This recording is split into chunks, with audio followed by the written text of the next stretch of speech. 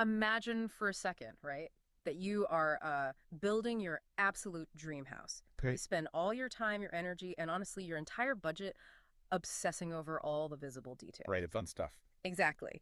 You are importing like Italian marble for the countertops. You're designing these massive floor to ceiling custom windows so you can catch the sunset. Sounds expensive. Oh, totally. Yep. And you're choosing this perfect architectural slate for the roof. I mean, it is stunning. Right. But in your rush to get to the fun part, the beautiful structure, you completely bypass pouring a deep, reinforced concrete foundation. Which means it looks like a magazine cover Right. right up until the ground shifts even a fraction of an inch. Exactly. The moment a severe storm rolls through or the soil settles, that beautiful, incredibly expensive structure just cracks. Yeah. The walls buckle, the roof caves in, and you're just left standing there in the rubble holding a very expensive, very useless piece of Italian marble. It's a disaster. It is. Welcome to the deep dive. We are starting with that specific image today because it perfectly and honestly, somewhat terrifyingly captures how a massive portion of the population approaches their financial lives. Yeah, we're dissecting a really fascinating analytical framework today. It comes from Blaise Tamo, who is the founder of Lifeline Legacy Financial Group, Right. and he calls this concept the continuity bridge. The continuity bridge. Yeah. And the mission of this deep dive is to basically take one of the most widely accepted pieces of financial wisdom out there, expose the massive structural flaw hiding inside of it, Hmm. and then map out a completely different way to look at financial survival. Which is huge because if you were listening to this, you have almost certainly heard the classic wealth building mantra. Oh, everywhere. Right. It goes, you don't get rich on wages, you get rich on equity. Right. It's in every finance book, every article, and I mean, it sounds incredibly smart. You escape wage dependency by building ownership. Makes sense on paper. Right.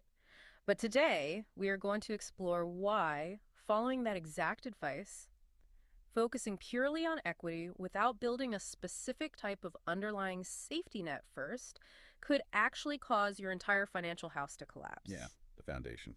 Okay, let's unpack this. The core tension in Tamo's framework is this idea that income is temporary, but ownership is durable. It's a powerful narrative, and it highlights a tension that honestly almost everyone feels at some point. Yeah, Because intuitively, you cannot just clock in and out forever. Eventually, your body or, your mind is just going to want to stop. you get tired. Exactly. So the logical conclusion is that you need to own things, right? Investment portfolios, businesses, real estate, Outlet. assets that hold value and grow. But the continuity bridge concept introduces this terrifying reality. Stopping at just ownership leaves a massive glaring gap in your plan. Right. We're basically moving from the illusion of safety into the reality of structural risk. Tamo actually calls this the income fragility gap. The income fragility gap. Yeah. And I have to admit, when I first read this part of the notes, I was a little skeptical. Really? Well, yeah, because the framework uses the example of a top tier surgeon making like $500,000 a year, and it calls them fragile. Oh, I see. Let me push back on this for a second.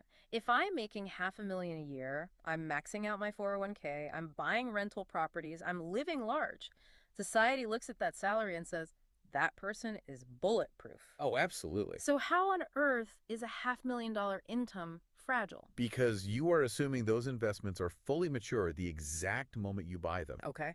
Think of your active income as the engine of a train. Hmm. If you're a surgeon making $500,000, you probably have a lifestyle that matches it. Right, like style creep. Exactly. You've got a massive mortgage, maybe private school tuition for your kids, luxury car payments, plus those heavy retirement contributions you mentioned. Yeah. Your monthly burn rate is exceptionally high. Now, what happens if that surgeon gets severe arthritis in their hands in year 3 of their career? Oh, wow.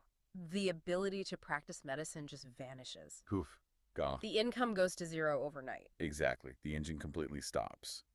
But the burn rate, the mortgage, the tuition, the baseline cost of living that stays exactly the same. Oh, man. So the profound hidden risk in the wages to equity roadmap is the built-in assumption that your future income will always be there to fund the plan until the assets are actually big enough to support you.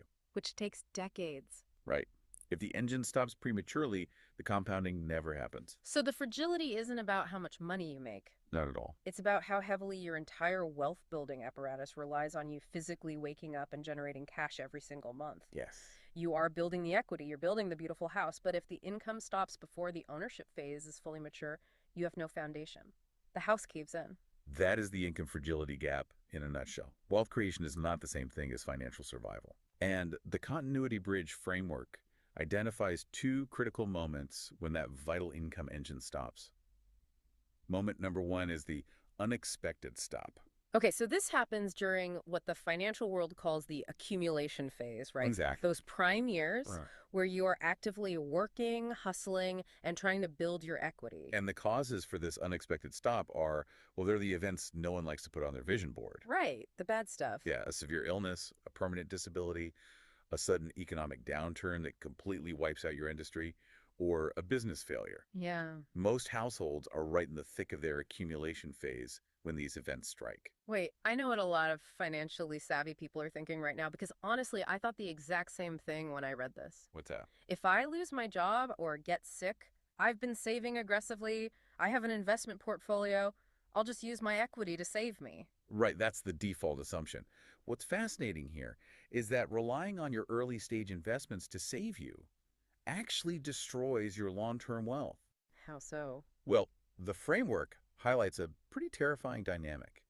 Most families discover that their investments don't just sit there passively, they actively require continued contributions to reach their target. Oh, because of the math of compounding. Exactly. If you get sick and have to start draining your stock portfolio early just to pay the mortgage or, cover medical bills, you are killing the compounding effect. You're suffocating it. You are cannibalizing the very assets that were supposed to be your future freedom. You are selling the engine parts to pay for the gas. Wow, that's a great way to put it. Which is why the continuity bridge introduces layer one, income continuity.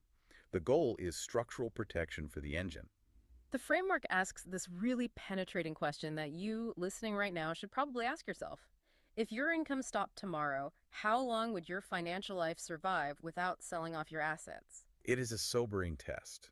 I mean, really think about it. Yeah. And the solutions for layer one aren't just save more cash. The framework points to structural protections. Like what? This means robust disability protection to replace the surgeon's hands, so to speak. It means having living benefits. Okay, let's pause there for a second because living benefits sounds like pure industry jargon. It does, yeah. What does that actually mean in practice? It is a really critical mechanism. Traditionally, people think of life insurance as something that only pays out when you die. Right. Living benefits are riders or specific policies that allow you to access a large portion of that death benefit while you are still alive if you suffer a terminal, chronic, or critical illness. Like a heart attack or stroke. Exactly. Heart attack, stroke, cancer. So instead of draining your 401k and paying all those early withdrawal penalties to cover a year of cancer treatments, a living benefits policy injects a massive amount of tax-free cash into your life. Yes. It acts as a shield. Precisely. It protects the equity. Layer one also includes having true emergency liquidity cash that isn't tied up in volatile markets. And for business owners, formal business continuity planning so the company doesn't just collapse if the founder is hospitalized. Right. You are buying time for your equity to actually mature. You are pouring the concrete foundation. Okay, so let's say you do that. You pour the concrete. Yep. You navigate the accumulation phase perfectly. You have the right insurance. You keep your job. Your business thrives. And you successfully cross the finish line into retirement. You made it. You have a massive pile of equity. You might think you have won the game and you are finally completely safe. But the framework reveals that you have simply traded one set of risks for an entirely new set. Ah. We transition now from moment number one, the unexpected stop, to moment number two, the planned stop. Here's where it gets really interesting. The planned stop is retirement itself. Right. You intentionally turn off the income engine. And this exposes the second massive flaw in the traditional wages to equity narrative. Yeah. The narrative assumes that ownership automatically solves the retirement problem. You built the equity, you own the stocks, you own the properties, so you are good. Kim Mo's framework dismantles this with one brilliant, simple phrase.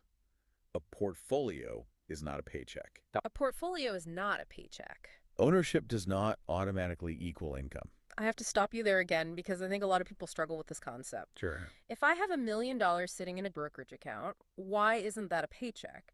I can just log in and transfer $4,000 a month to my checking account, right? What is the problem? The problem is that during the accumulation phase, Volatility is your friend. Okay. You are buying stocks on sale when the market drops. But in the distribution phase, when you are retired, volatility becomes a lethal threat. Oh. The framework identifies three major risks that suddenly appear the day you retire: sequence risk, longevity risk, and tax risk. Let's break those down, starting with sequence risk, because the math behind it is brutal. It really is. Sequence risk isn't just about losing money, it is about the math of recovery. Okay. Let's say you have that $1 million portfolio, mostly in stocks. In year two of your retirement, the market takes a 30% dive. Ouch. But you still need to buy groceries, pay property taxes, and keep the lights on. So you are forced to sell 100 shares of stock at rock bottom prices just to generate your monthly cash. Exactly. And here's the mechanical flaw. Those 100 shares are now gone forever. Right. When the market inevitably recovers 2 years later, your portfolio does not bounce back to where it was because the actual engine parts, the shares you were forced to sell at a loss, are missing. Oh, wow. You permanently crippled your portfolio just to survive a temporary market dip. That makes total sense. You are systematically shrinking your own equity because you lack a stable paycheck. Yes. And then the framework mentions longevity risk, which is a very clinical financial term for a very human problem, Yeah. living much longer than you expected to. It is a wonderful problem to have medically, but a terrifying one financially. Yeah. If you plan your portfolio to last until age 85, and modern medicine pushes you to 95, you have an entire decade of life with zero income and a depleted portfolio. And finally, tax risk. The framework specifically points out required minimum distributions, or RMDs. Right. Let's explain the mechanics of how the IRS gets involved here. For decades, during your accumulation phase, the government incentivized you to save in accounts like a 401k or a traditional IRA by letting that money grow tax deferred. They leave you alone. Right. The IRS was patient. But eventually, they want their cut. Naturally. When you hit a certain age currently in your early 70s, the IRS mandates that you must pull a specific percentage of that money out every single year, whether you need the cash or not. And whether the market is up or down. Exactly. So you could be forced to pull money out during a market crash, pay ordinary income tax on it, and potentially get pushed into a higher tax bracket, which then triggers even more taxes on your Social Security. It is a domino effect. It's crazy. Without a structure, the framework bluntly states that retirees are just forced to hope their assets last. And hope is a catastrophic financial strategy. Yeah, it is. Which brings us to the solution for moment number 2. This is layer 2 of the continuity bridge: income certainty. The entire mindset has to shift here. The vital framework question is no longer about the engine stopping tomorrow. Right. The new question is, when work income stops permanently, what logically replaces it? And the text emphasizes that this cannot be theoretical. It must be structural. You have to engineer a system. The examples provided for income certainty are tools designed to shift the risk away from you and onto institutions. Okay, so what does that look like? This means strategies like maximizing your Social Security timing, Yeah. utilizing pension income if you're lucky enough to have it, and building guaranteed lifetime income strategies. This often involves insurance-based income structures, like annuities, right? Yeah, exactly. Where you essentially trade a chunk of your equity for a legally binding contract that guarantees you a paycheck every single month until you die, regardless of what the stock market does. That is exactly the mechanism. You are also building tax-efficient withdrawal plans to mitigate the IRS risk we just talked about. Right. It is the difference between hoarding a giant pile of building materials in your yard and actually hiring someone to install the plumbing so the water turns on when you flip the faucet, I love that. as the framework synthesizes it. Ownership builds assets, but continuity is what actually converts those assets into dependable, stress-free income. Okay, so let's look at the architecture we've built so far. Let's do it. We secured the vulnerable accumulation photos with layer 1, income continuity. Yep. We successfully transitioned into retirement and solved the paycheck problem with layer 2, income certainty. Right. We survived.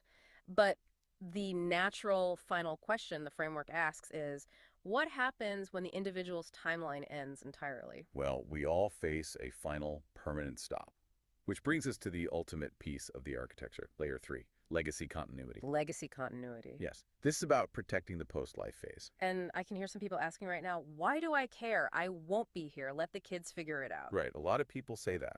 But the framework argues that failing to plan this phase can actively destroy everything you just spent 50 years building. Exactly. The vital question is, what continues for the family after we're gone? It comes down to friction. When wealth transfers from one generation to the next, it hits massive friction points. Taxes, legal fees, probate courts, It's not a clean handoff. not at all. The framework highlights the need for estate liquidity. Let's define that, because a lack of estate liquidity destroys families. It really does. Imagine you successfully built a massive $10 million real estate portfolio or a thriving family business. But when you pass away, the government hands your children a massive estate tax bill. And if your entire net worth is tied up in bricks and mortar Right. or business inventory, Right. your kids don't have the cash to pay the IRS. Right. They have a liquidity crisis. So they are forced into a fire sale. Exactly. They have to sell off the family business for pennies on the dollar or liquidate the real estate at a massive loss just to generate the cash to pay the taxes. The wealth just evaporates. That is why Layer 3 focuses on tax-efficient wealth transfer, Okay. using tools like life insurance inside of trusts to instantly create tax-free liquidity the exact moment it's needed, paying off the taxes so the actual assets remain untouched for the next generation. Wow.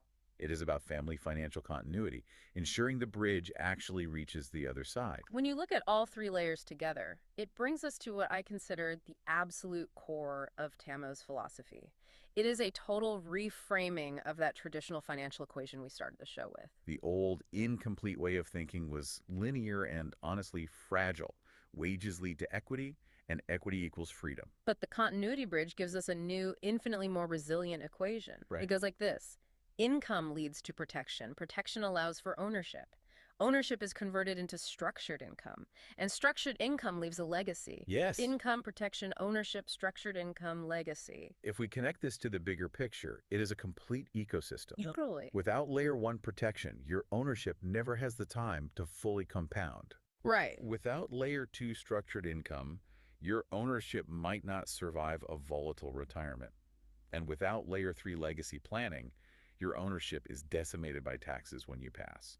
This framework completely changes how you should evaluate the financial professionals in your life, too. Oh, absolutely. The text makes this brilliant point about moving away from viewing an advisor as just a stock picker who tries to beat the S&P 500 or some get-rich influencer on the internet. Right, there are too many of those. Way too many. It elevates the role to what Blaise Tamo calls a continuity architect, someone who looks at the entire bridge, not just the individual bricks. Because the source's ultimate thesis is a reality check. Wealth creation, building that giant pile of equity, is absolutely important. Of course. You need the building materials. But financial resilience has to matter first. The real goal isn't just owning a massive portfolio. It is ensuring that a financial life survives inevitable interruptions. So what does this all mean for you, listening right now? It means that true wealth isn't actually measured by the size of the number at the bottom of your brokerage statement. No, it's not. It is measured by the strength of your continuity bridge across the three distinct phases of your life. It is time to stress test your own foundation. Definitely. If your income engine stops today, do you have income continuity? When the engine stops permanently at retirement, do you have income certainty? And do you have legacy continuity for what comes after? Look critically at your own setup. Are you operating on the old, fragile equation, hoping nothing goes wrong? Or have you built the new, resilient one? Which leaves us with a final thought to mull over. We live in a culture that is relentlessly, almost pathologically obsessed